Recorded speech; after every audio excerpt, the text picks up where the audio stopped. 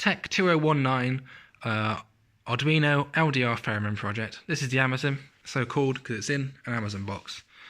I'll go through the controls, I'll talk about it a little bit, and then I'll give a demonstration. So here we have on-off switch, turns the Arduino on and off, and a power indicator to show when the Arduino is on. Pretty simple. There we have volume control and a control for the frequency, the cutoff frequency of the active low-pass filter. That's that one.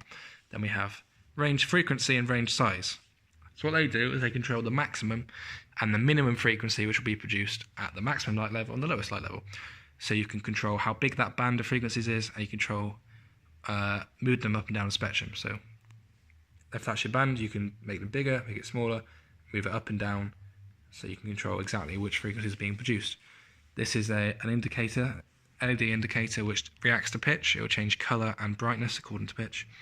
Obviously there's the speaker and the LDR. The LCD will display the current frequency and also the current range which you have selected. On the side we have a calibrate button.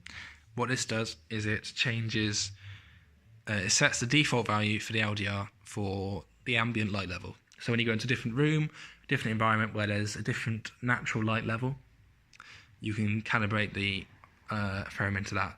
It does do that automatically when you start it up, but sometimes you're leaning over it or the light level might change, I don't know, so you can just do that manually if you want to. There's also the amplifier down there, the power switch for that.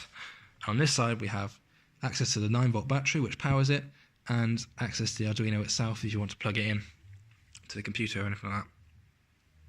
So yeah, I'll just give a demonstration now.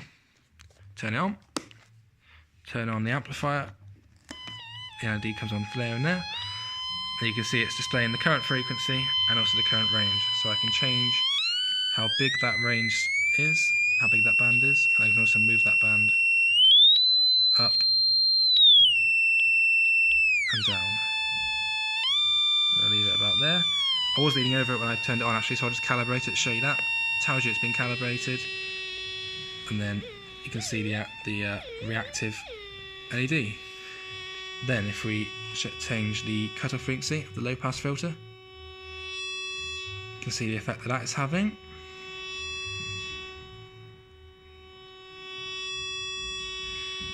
You can sort of make a sine wave if you turn it all the way down. Its default is a square wave, they say. Only thing it can produce. And yeah, I think that's it. Thanks for watching.